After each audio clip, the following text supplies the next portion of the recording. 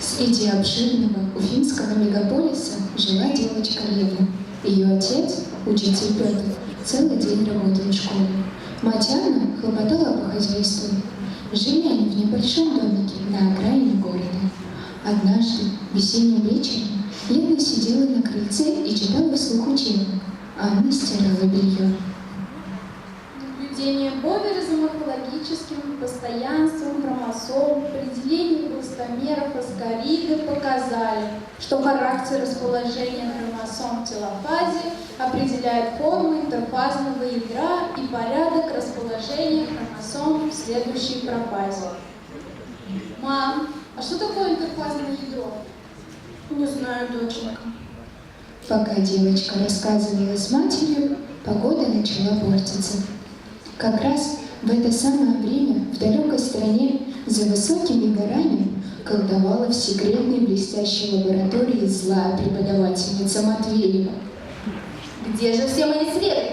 Не все же я их в расход пустила? А, вот они! Вот! Сейчас достанется этим людишкам! Ха-ха-ха-ха! Разразись, ураган, лети по свету, как бешеный зверь! Лема, пема, фурита, бурита! У-у-у!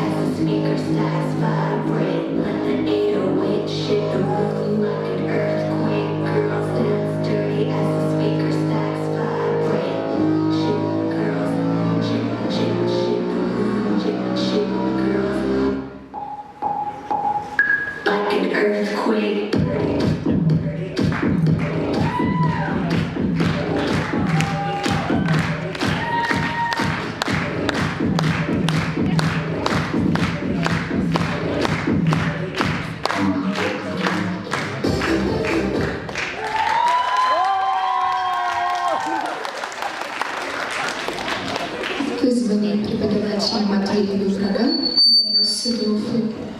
Подхватил домик, в котором оказалась девочка Лена. Ураган кружил и вертел бедную девочку. И все это было так долго, что Лена уснула в своем домике. Проснулась она от того, что солнце светило ей в глаза.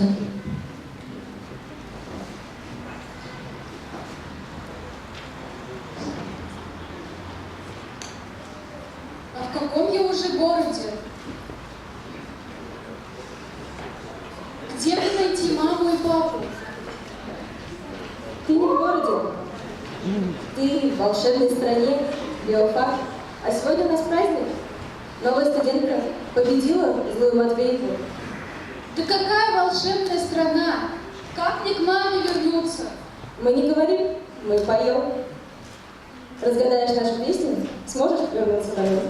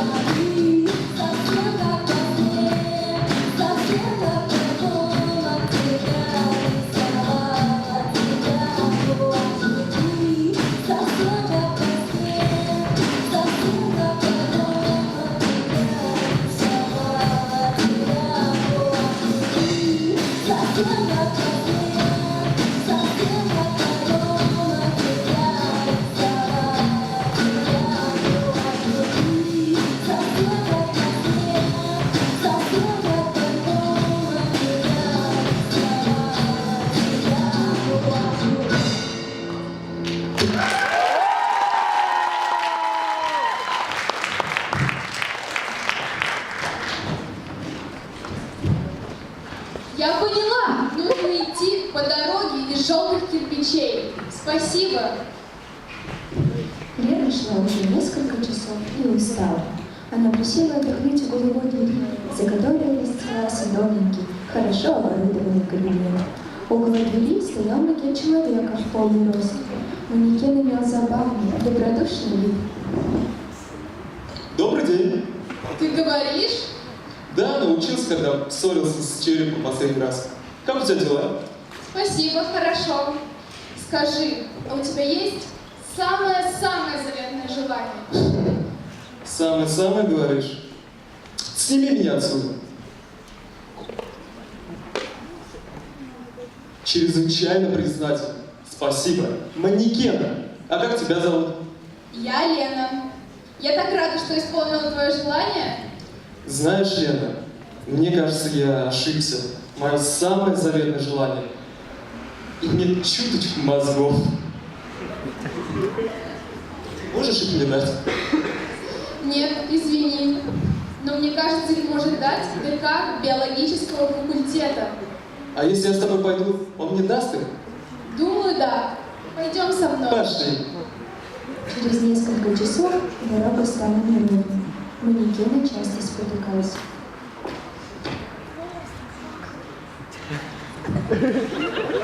Надо поискать воды. А зачем тебе вода? Как зачем? Попить? Фу, как это противно. Вы, люди, состоите из мяса и костей. Вам нужно спать, пить, есть. Что за... Зачем? Как это вообще? Это же неудобно.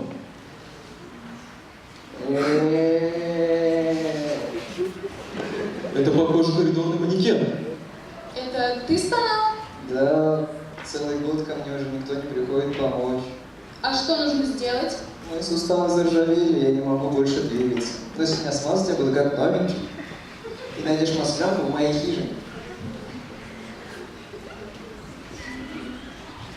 Где смазывать?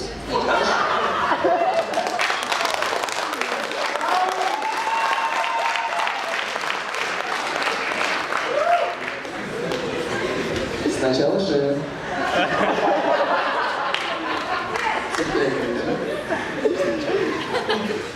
Вот сюда смажу. Спасибо, друзья. А кто вы такие? Я Лена, а это манекена.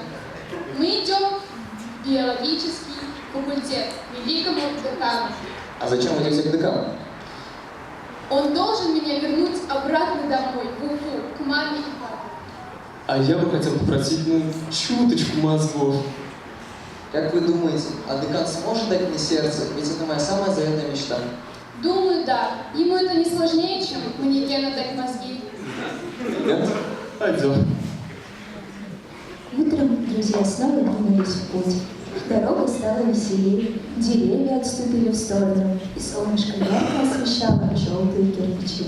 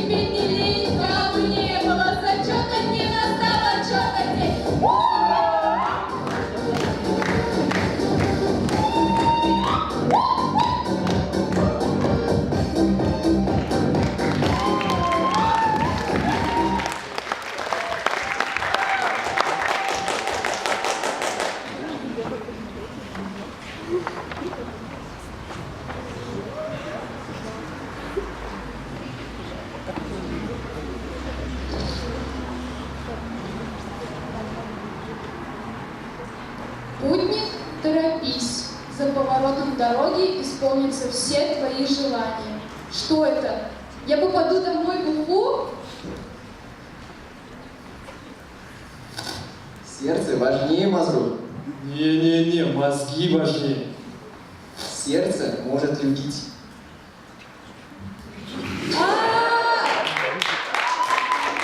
Что это? Должно быть Лена у нас хищник. Что случилось?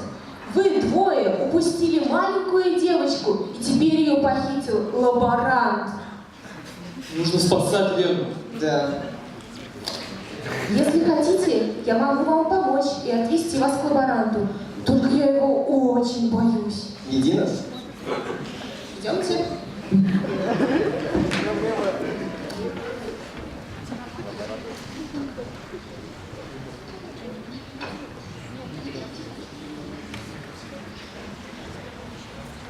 Багара! Знатная попалась добыча.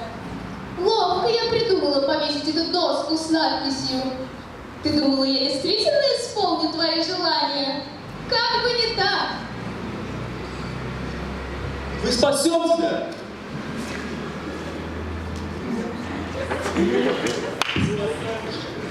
Отпусти-ка нашу Лену, лаборант. Ну идете, мошенники! Багара!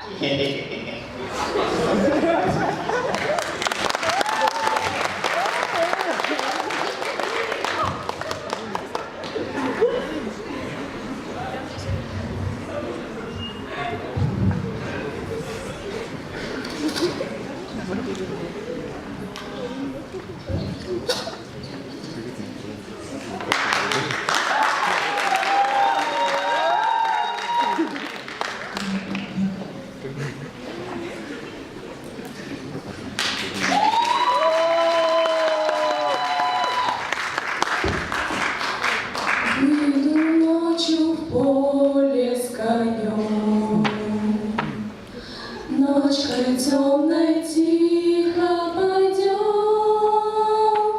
мы пойдем с конем по полю вдвоем, мы пойдем с конем по полю вдвоем, мы пойдем с конем по полю вдвоем, мы пойдем с конем по полю вдвоем. Сяду я верхом на коня, ты неси по полю меня, по бескрайнему полю моему, по бескрайнему по полю моему, по бескрайнему полю моему, по бескрайнему по полю моему. Полюшка мое, родники, дальних деревень огоньки, золотая рожь да кудрявый лен, я влюблен в тебя, Россия, влюблен. Золотая рожь да кудрявый лен, я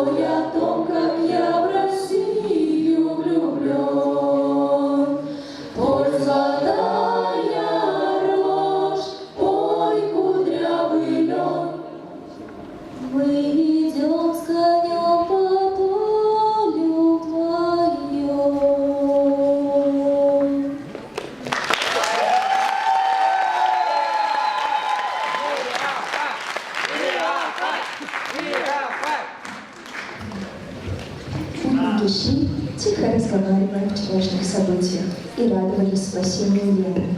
Эта мирная беседа была прервана громом громового рычания. На дорогу выскочил огромный лев. Стой! Не смей трогать манекена! О, Господи, простите, я же его не убила. Как ты можешь обижать слабых? Как тебе не стыдно? Ты просто трус. Кто вам сказал, что я... Сама вижу. А почему ты трус? Ну, родился я таким. Все думают, что я храбрый, а я лев, я царь зверей. Мы идем к декану биологического факультета за исполнение наших желаний. Я хочу попросить сердце. Возможно, у него для тебя найдется чуточка храбрости. Пожалуйста, возьмите меня с собой. Я так хочу быть храбрым. Это моя заветная мечта. Я очень рада. Пойдем с нами. Путники вошли в угрюмый лес. Стало темно. Из зарослей послышалось глухое сопение и протяжный рев. Путникам стало жутко. Это же злые аспиранты. А кто это такие? Это страшные люди. Они живут в других комнатах института. У них из голов льют фонтаны идей, и они заражают ими студентов. Путники продолжали свой путь, но вдруг дорогу он преградил глубокий овраг. Как нам перейти на другую сторону? Пусть железный человек срубит дерево, и мы перейдем через него. Манекена, я уже считаю, что у тебя есть мозги. Да нет, я просто вспомнил, как в прошлый раз мы Лену спасали от бумеранга.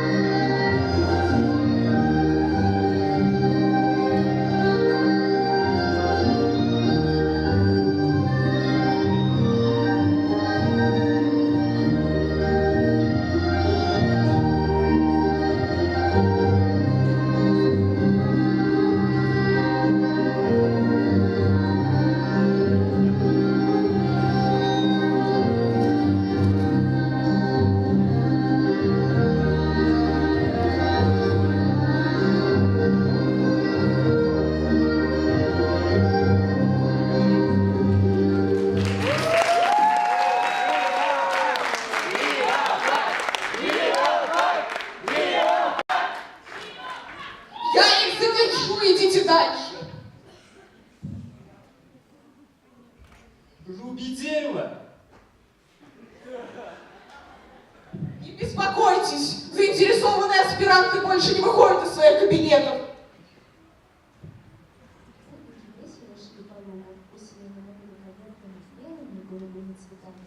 Часто попадались красные маки невиданной величины с очень сильным ароматом. Какие чудные цветы! Да, они хороши. Я бы их полюбил, если бы у меня было сердце. Вы не думаете, что мы попали в царство ботаникуса? Склонитесь перед мощью растений. Это очень интересно. Я бы осталась здесь, но нам нужно идти к декану биологического факультета. Он должен вернуть меня домой. На следующее утро, после нескольких часов пути, друзья увидели на горизонте слабое зеленое сияние. Это должно быть биологический факультет. Много лет никто не просил у меня пропуска к декану великому. Он могучий, всесилен, и чтобы попасть к нему, вы должны пройти все земли нашей страны. Сначала пройдите в генетическую страну. Где дорога в генетическую страну? Туда нет дороги. А как мы ее найдем? Идите туда, где восходит солнце, и вы придете туда, куда вам нужно. Спасибо. У волшебницы генетики были много талантов. Она видела всю свою страну так, что не было уголка, который ускользнул бы от ее острого взора. Выйдя вечером посреди речки, генетика вздрогнула. Далеко-далеко, на границе своих владений, она увидела маленькую девочку и ее друзей. Ведите на запад, мои верные подданные. Там вы найдете девочку, забравшуюся в мою страну, и с ней ее спутников. Приведите их ко мне.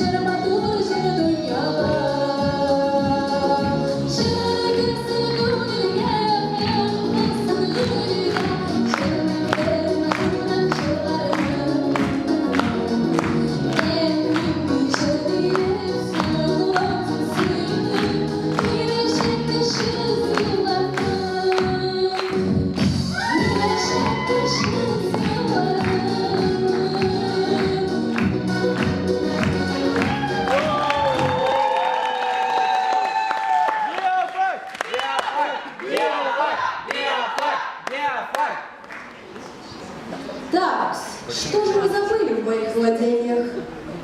Мы должны посетить все страны биологического факультета.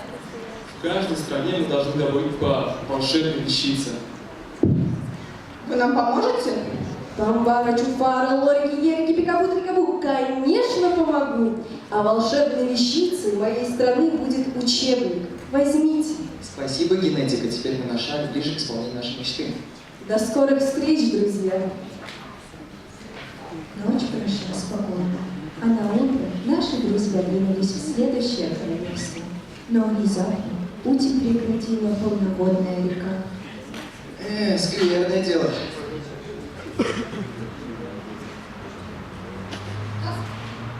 Нам нужно построить блок. Такой умный. Нет, ты что? Как вы думаете, эта река принесет нас в страну физиологии и зоологии? Я построил блок. Теперь мы можем отправиться в страну Фичизен. Что вы делаете в моей стране, друзья? Мы должны отправиться по всем странам биологии. И мы приехали к тебе. И ты должна нам дать частичку своей страны. Ты нам поможешь? Конечно, помогу. Держите. Спасибо.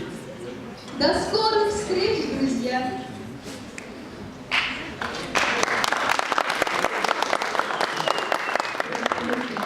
Вышли за пределы страны Фэджизен, они с ужасом обнаружили приближение тучи огромных обезьян.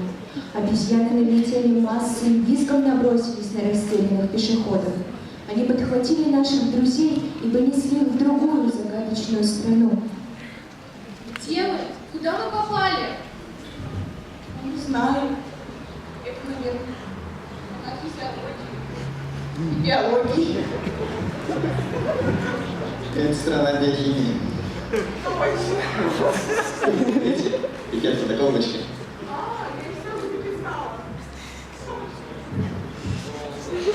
Давай, садись, так и быть, зачет. А это ты волшебница биохимии? Да, я. А ты кто такая? Я девочка Лена, а это мои друзья. Мы идем к великому декану. Он должен вернуть меня домой. Ты нам должна дать частичку своей страны. А что именно вы ищете в моей стране? Частичку твоей страны.